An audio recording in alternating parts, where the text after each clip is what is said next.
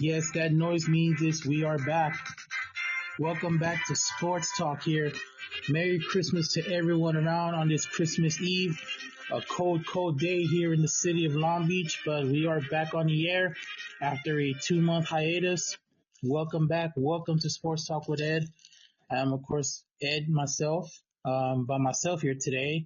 Try to reach my co-hosts, but they are not available, which we can understand. It's the holidays.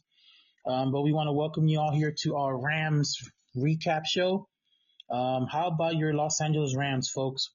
We're going to get into it right now. We are just 48 hours away, actually 72 hours away from the biggest matchup of the season. This Saturday night, the Rams will take on the Arizona Cardinals at SoFi Stadium at 5 p.m. It is the third of a triple header matchup on the NFL Network. Again, the first game will be at 10 a.m. Your Los Angeles Chargers will take on the New England Patriots. After that, it'll be the Denver Broncos against the Cincinnati Bengals in a pivotal playoff matchup. And the main event of the weekend will be the Rams and Cardinals at SoFi. And why is it important? Let's take a look at the playoff procedures right now. Going in to this weekend, the Rams are the third seed at 9-6. With Tampa Bay's loss, they have fallen out of the NFC South. Atlanta has taken control. They are the fourth seed right now. Seattle, it is the outside looking in at 8-7 following 2 straight losses. Believe it or not, if the Rams win on Saturday and Seattle loses on Sunday, your Los Angeles Rams will win the NFC West again under Sean McVay. A Rams loss, but a Seahawks loss could give them at least a playoff berth, but the NFC West will come down to the pivotal Week 18 matchup. So we take a look at the remaining schedule for the Los Angeles Rams. They have the home stretch of the final season. They have the Cardinals on Saturday and Seattle next Sunday. So very, very, very much on the line here for the Los Angeles Rams as we get towards the NFL playoffs. Meanwhile, in the AFC, the Chargers hold the sixth seed as they swept the Denver Broncos. Broncos have a pivotal matchup this Sunday against the Cincinnati Bengals, who are trying to get in. They're outside looking in. Meanwhile, the Chargers can get in with a win against the Patriots on Saturday. So big games for both LA teams as we get into the Christmas holiday season. For those of you who missed it on Sunday, the Rams took on the New York Jets at the Meadowlands. They took on a familiar foe, Aaron Rodgers. Matthew Stafford, who's 13-1 in the month of December as the Rams, can now be 14-1 since joining LA in 2021. The Rams won 19-9, a game which many of us thought it could have gone both ways. Now, 4 years ago, in this particular time, the Jets took on the Rams with a playoff spot on the line. Unfortunately, they lost to the Jets. But this time around, it was very different as the Rams took care of business. They beat the Jets 19-9, improving to 9-6 on the season, winners of 4 straight, 7 of the last 9. So one of the hottest teams in the NFL right now are the Los Angeles Rams. And for that, we're going to take you inside the locker room following the 19-9 victory.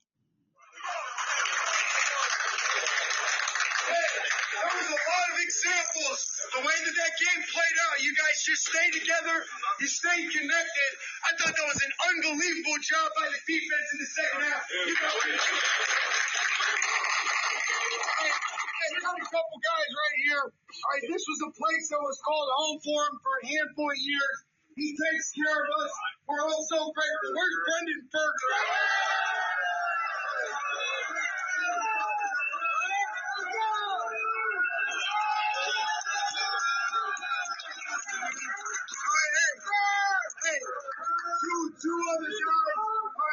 part of the Jet staff. We're so grateful to have him. Where's Rob Calabrese and Michael?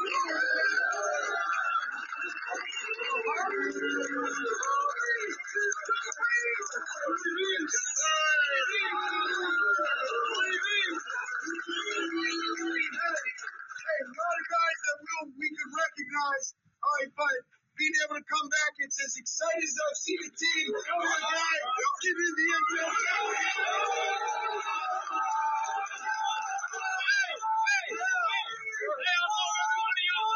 We got something special, man. I'm telling you. Good teams find a way to win. Let's do it every week. Come back to work this week, and let's go get another one. Yeah. We're going to do 1, 2, 3. And special thanks to the Los Angeles Rams for that clip. That was inside the locker room after the 19-9 victory. And how about Tyler Higbee? We all saw what happened last season in the playoff game against Detroit, which I thought it was a dirty hit, looked like a bounty thing to me. But after going through multiple surgeries, repairing that ACL, Tyler Higbee finally came back, and he got his first touchdown of the season. How about that? Your first catch, your first touchdown. Welcome back, Tyler Higbee. I mean, it was it was very, very, very emotional, very, very, encouraging to see someone who took a vicious hit, had a fight, didn't think he was going to come back this season, spent most of the part of the season on the IR, just having to watch his team,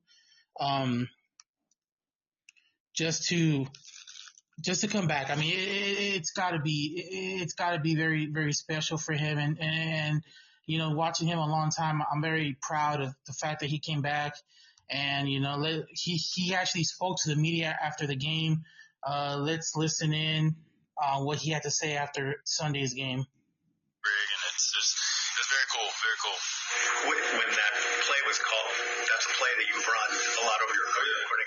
So when that play call came in the huddle, what's going through your mind? Yeah, there's always a chance when he calls that one, that you're getting the ball. So just excited, trying to help the team win, trying to get in the end zone, and if it wasn't me, trying to get it close enough to where the next guy can't get in. So I know as writers, like, maybe we're connecting dots that aren't there, but it did feel kind of intentional, them looking to you, and then 11 months since you've been out, 11-yard touchdown catch. Have you processed kind of the intentionality of what that might have been for Sean and Matthew to look to you? I think early in the week, you start getting the game plan and seeing some plays where the ball might get here, and I know they were trying to give me the ball a little bit just first game back, and it was the fact that it happened, it was special, and just it's just special. As you were getting ready to jump into the end zone, knowing everything that you had been through, what's going through your mind going, I'm going to have to jump? Well, I didn't know I was going to have to jump. I mean, I met a lot of guys at the pylon, lowering my shoulder, trying to get in there, and just saw a little opening and figured I'd take it, and then kind of in the air. Didn't reach the ball, but felt a little bit like the Space Jam Michael Jordan when his arms just, and it was like, this just got to get in, so. Tyler, when you go through an injury like that, I'm sure it's one thing for the knee to feel right on the field. Do you have to, in your mind, test it in this game situation? That's what practice is for. That's why we opened that 21-day window, trying to get some of that feeling back, and, unfortunately, I did have a pretty nasty stomach bug earlier in the week, which unfortunately didn't let me get out there to practice our heavy work day, dog work Thursday, so, missing some of those practice reps and stuff like that, that's what helps you get ready for the game. So, not having that, hurt me a little bit, but need to get back out there and practice this week, and that's what we practice for, to get ready and execute the plays on Sunday. This isn't the first time you've reached the end zone in your career, but just with the milestone that almost marks, is there anything special you do with a touchdown call like that? Spike it. I just mean, like, it's as far as, like, do you store it somewhere special or keep doing anything with it like that? Yeah, I mean, I'll keep this game ball, that Sean gave me, and this one's gonna be special. I'll probably keep the jersey, bring it home. This one's special that I'll remember for a long time. That was Tyler Higbee, who spoke to the media after the game on Sunday. Very, very encouraging to see him out there. Again, how many of you thought he would come back? after that injury. I mean, most players after that, will probably call it quits, but he worked hard.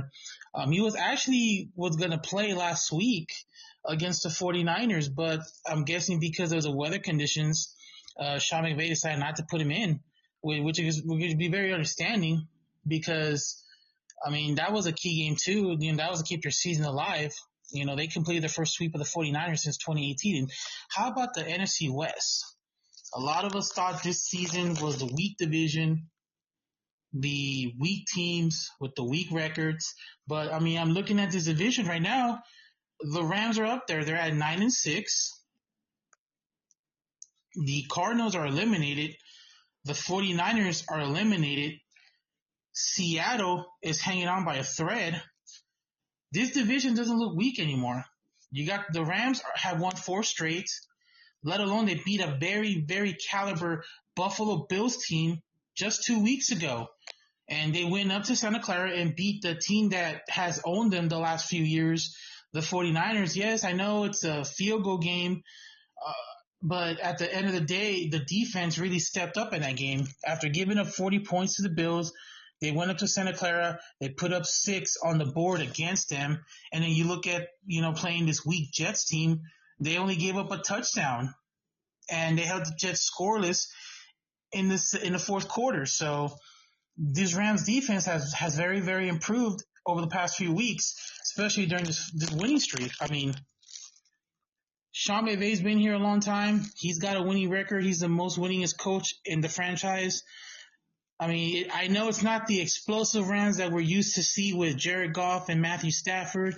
I know it's not the same team. He's working with a very different formula, but so far what he has done has been a success, especially in the second half of the season. This team rose from the ashes after a 1-4 start, after an 0-2 start, with all the injuries that they have sustained. Cooper Kupp, Puka Nacua, they're not putting up the numbers as they should. Everybody's talking about Cooper Kupp having a down year with the numbers. We get it, but still, whatever they're doing seems to work. Matthew Stafford's numbers aren't that bad. The running game is actually starting to be improved. We haven't seen that since the Super Bowl run, also with Todd Gurley. So this is a different team, but still they are taking care of business. And now let's see what Sean McVay had to say about Sunday's victory. Stoppage in the fourth quarter, but we came away with the win. And I thought that's what good teams do. And I really think we're finding different ways to win. But that was good complementary football.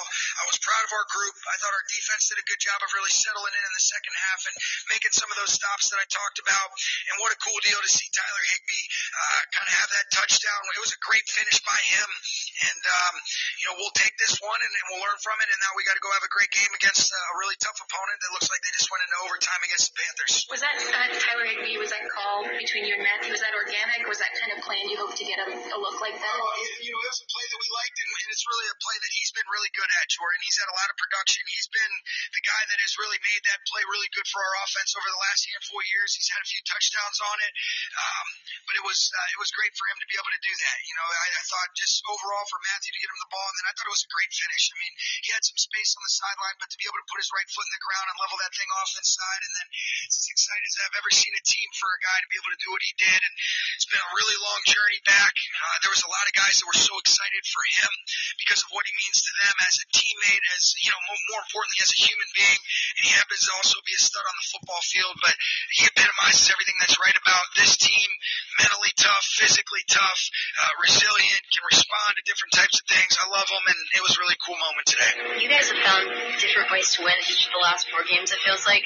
What does that tell you guys about your team and the confidence level as you guys work your way toward? Well, I think the guys know that they can win different types of games, and today was a little bit different than the Niners game, even though it was low scoring, but I thought it was really, truly complementary in terms of, all right, defense gets a stop, offense comes away with points, being able to sustain drives. It was a really short game, like I mentioned.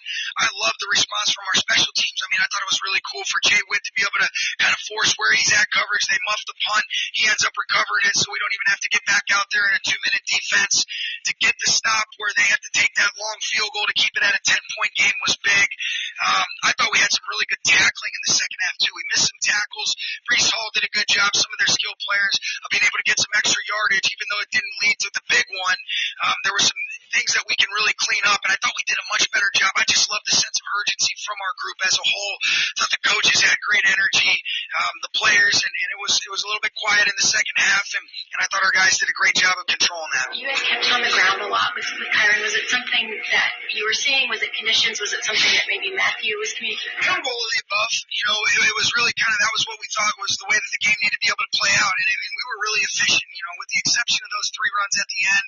You think about throwing it on third down, but knowing that it still is a 2-possession game, rather force them to use their last time out, and that was kind of the way that we ended up playing that out, and then fortunately, like I mentioned, we ended up creating the turnover on the punt coverage, but it was, we didn't have many offensive plays, only punted once. To come away with that many, with that few points is very unique, but I think the game was shortened because of the way both offenses were able to possess the ball. I think in the first half, you have an 11-play drive where you end up having a punt where we got a 3rd and 7 screen where we're throwing and it gets tipped.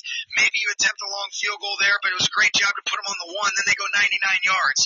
Then you get it back, another 11-play drive. We end up turning the football over on a 2nd down, and then we end up getting it back off of the 4th down conversion that they didn't get. That was a big stop by our defense, and then 3 plays later we ended up punching it in.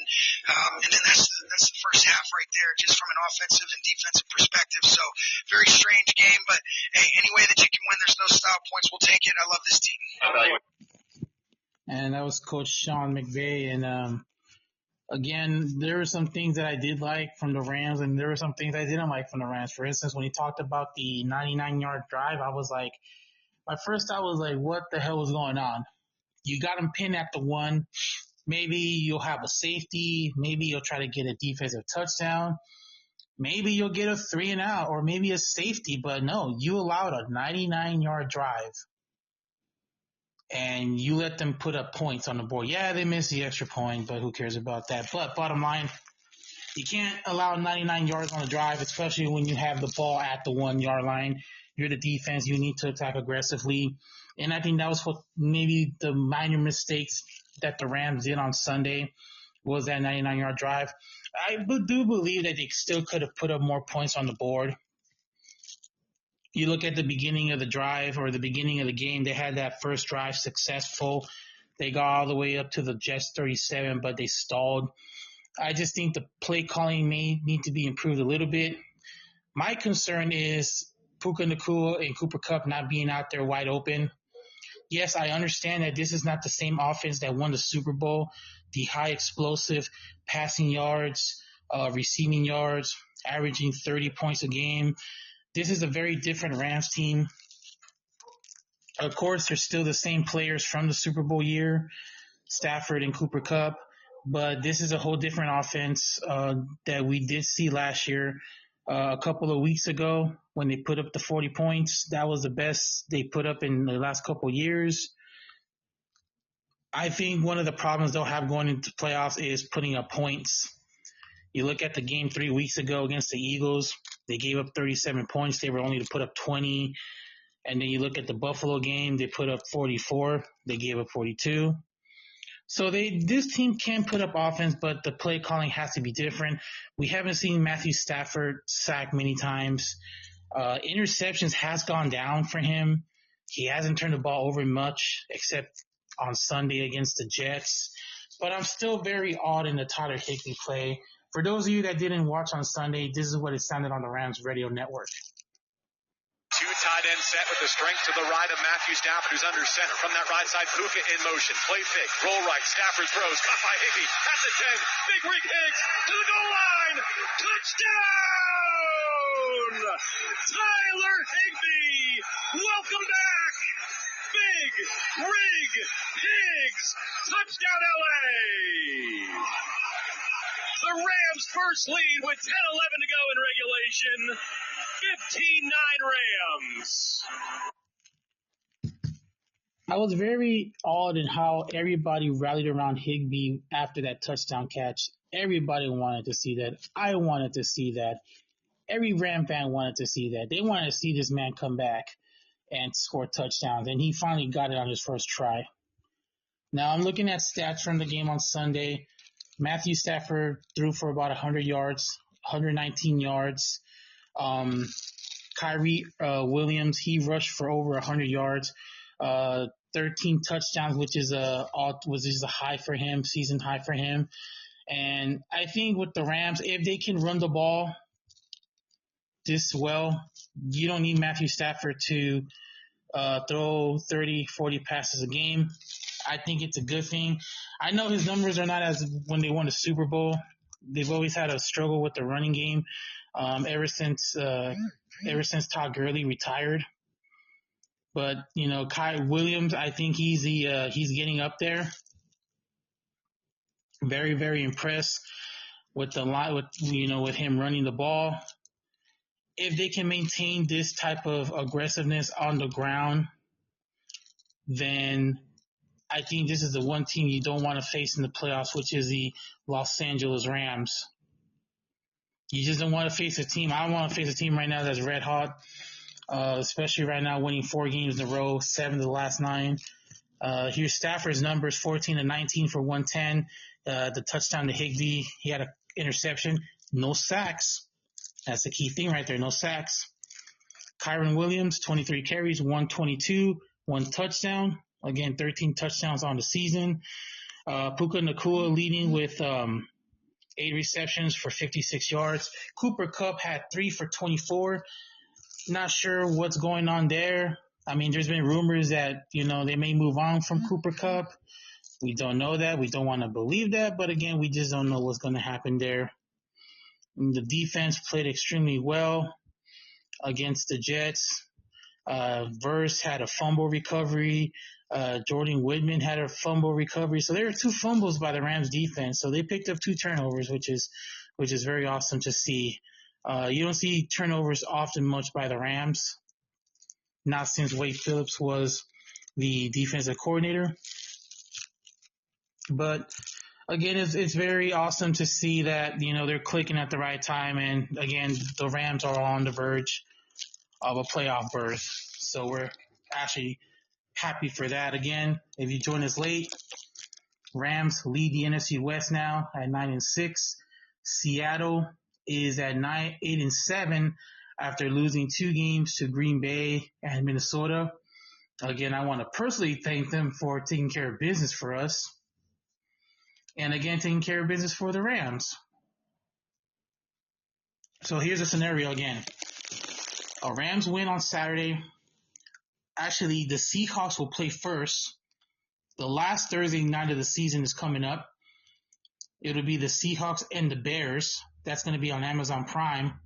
That'll be the last Thursday night of the season. Also, we are going to see the Rams on Saturday in prime time against the Cardinals at 5 p.m. at SoFi Stadium. So everything could be decided by this week. And then again, the seedings. Rams are a little far out from the first 2 spots. We know Detroit and Minnesota are fighting for that top spot. We know Philadelphia is going to probably clinch the 2 seed. They've already beaten the Rams. If the playoffs were to start today, the Rams will play Green Bay.